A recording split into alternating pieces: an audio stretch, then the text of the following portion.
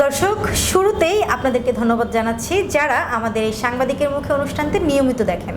ধন্যবাদের পাশাপাশি একটি জিনিসের জন্য আমরা আন্তরিকভাবে দুঃখ প্রকাশ করছি যে আমাদের অনেক ইচ্ছা থাকা সত্ত্বেও আপনাদেরকে আমরা অনেক সেনসিটিভ কথাবার্তা বা অনেক গুরুত্বপূর্ণ তথ্য আপনাদেরকে দিতে পারি না। তো আপনারা অনেকেই যারা আমাদের নিয়মিত দর্শক আছেন তারা আমাদেরকে কমেন্টে জানিয়ে থাকেন যে আমরা কেন গুরুত্বপূর্ণ শব্দগুলি কেটে দেই বা আমাদের শব্দ কেন ক্লিয়ার আসে না। সেক্ষেত্রে আপনাদেরকে একটা জিনিস জানাতে চাই যে আমরা যে ইউটিউবের যে অ্যালগোরিদম বা ইউটিউবের যে শর্তাবলী আছে সেই শর্তাবলী মেনে আমাদের নিউজ আপলোড করতে হয়। সেক্ষেত্রে আমাদের অনেক শব্দ আছে যেগুলি সেনসিটিভ থাকার কারণে ইউটিউব ভায়োলেন্স হিসেবে ধরে, যার কারণে আমরা সেগুলি শব্দ থেকে কেটে কেটে দিই এবং নিচে কিন্তু আমরা আবার আপনাদের বোঝার সুবিধার্থে লিখেও দিয়ে থাকি।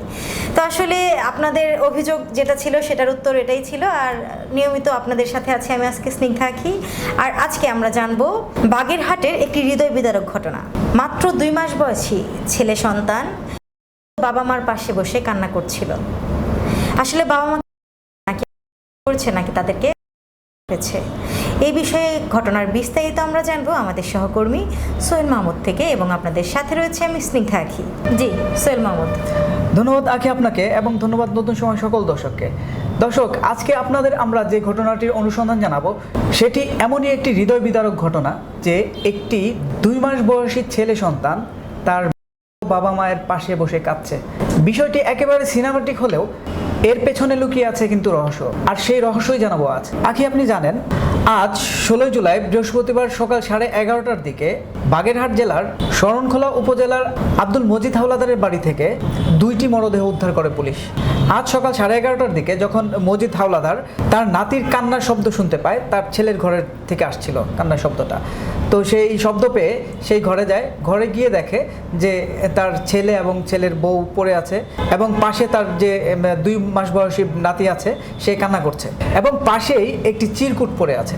তখন এই মজিদ হাওলাদার তার যে ছেলে এবং ছেলের বউ পড়ে আছে তাদেরকে অজ্ঞান অথবা ঘুমন্ত অবস্থায় আছে এই সন্দেহে তাদের ডাকাডাকি করে এবং তাদেরকে জাগানোর চেষ্টা করে।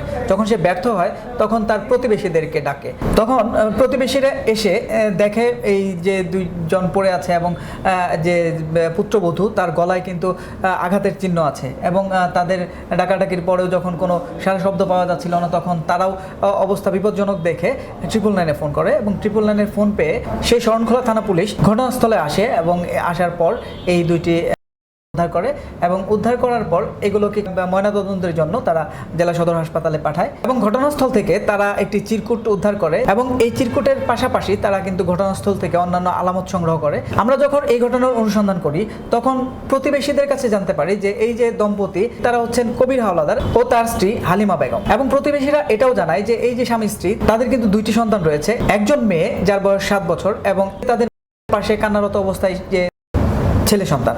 এবং তারা আরো জানায় যে এই যে কবির এবং হালিমা দম্পতি তারা কিন্তু দাম্পত্য বিরোধের কারণে প্রতিদিন ঝগড়া করত এবং তাদের মধ্যে দ্বন্দ্ব লেগেই ছিল এবং যে ঘটনার আগে রাত যে গতকালকে রাত সে রাতেও তারা ঝগড়া করেছে এমনটি প্রতিবেশীরা জানায়। এবং কবিরের যে বাবা মজিদ হাওলাদার সে জানায় তার ছেলে এবং ছেলের বউয়ের মধ্যে প্রায়ই ঝগড়া ফেসাদ হতো, সেরকমভাবে গতকালকেও হয়েছিল। এরপর তারা তো ঘুমিয়ে পড়ে এবং যখন সকালে ঘুম থেকে উঠে এবং দীর্ঘ সময় যখন তাদের সেই ঘর থেকে কোনো সারা শব্দ পাচ্ছিল না এবং ছেলে বাবুটি অনবরত কান্নাকাটি করছে, এটি দেখে তার সন্দেহ হয় এবং সে ওখানে যায়। যাওয়ার পরে এই অবস্থা দেখে এলাকাবাসীকে ডাক দেয় এবং এলাকাবাসী সহ পুলিশকে জানায়।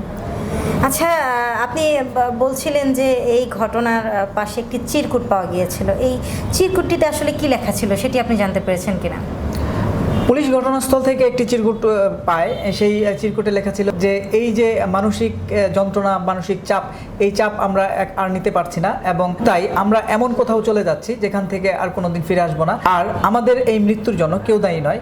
পরিশেষে সেই চিরকুটে এটাও লিখেছিল যে আল্লাহ তুমি আমাদেরকে মাফ করে দিও। তো চিরকুটের এই লেখাটা কার লেখা এটা কিন্তু এখনো সন্ধান করা যায়নি। আরেকটি গুরুত্বপূর্ণ বিষয় হচ্ছে যে এই যে এর মধ্যে হালিমা বেগমের গলায় কিন্তু আঘাতের চিহ্ন আছে এবং এই চিহ্ন দেখে পুলিশ কিন্তু ভিন্ন ধারণাও করছে যে এই যে চিরকুটটি এটি কিনা অথবা অন্য কেউ বলে চালিয়ে দেওয়ার যে প্রবণতা সেটাও থাকতে পারে।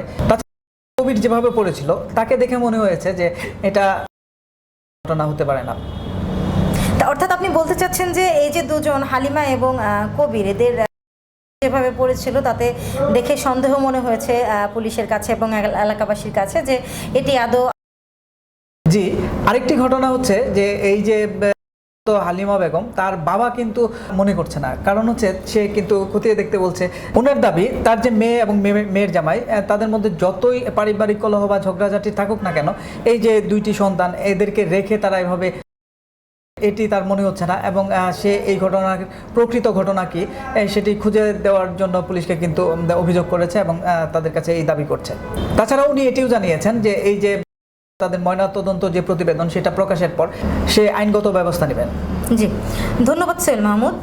ধন্যবাদ দর্শক এতক্ষণ সময় আমাদের সাথে থাকার জন্য। আসলে আজকের যে ঘটনাটি আমরা জানলাম এটিতে কিন্তু অনেক রহস্যের জট পাওয়া যাচ্ছে। যে প্রথমত হচ্ছে এই যে হালিমা বেগম, তার শরীরে কিন্তু আঘাতের চিহ্ন ছিল, এবং এই যে কবির, দুজনের ভিডিও বা ছবিতে যেটি দেখা যাচ্ছে আমরা দেখেছি, এবং আমাদের প্রতিনিধি ওই জায়গা থেকে যেটি দেখতে পেরেছে এবং এলাকাবাসীর সাথে কথা বলে জানতে পেরেছে যে গুলি যেভাবে পড়েছিল এবং পাশের যে চিরকুট, সেক্ষেত্রে সেগুলি দেখে সকলেরই মনে হচ্ছে যে এটি আসলে কোনোভাবে পারে না, এর পেছনে থাকতে পারে অন্য কোনো ঘটনা। আসলে গুলি যেহেতু ময়না তদন্তের জন্য গেছে, সেক্ষেত্রে ময়না তদন্ত শেষেই কিন্তু জানা যাবে যে আসলে তাদের কিভাবে হয়েছে, এবং তার পরবর্তীতেই কিন্তু পরিবার থেকে আইনগত ব্যবস্থা নেবে। তো আজকের মতো ছিল এই পর্যন্তই। পরবর্তীতে আবার দেখা হবে অন্য কোনো ঘটনা নিয়ে।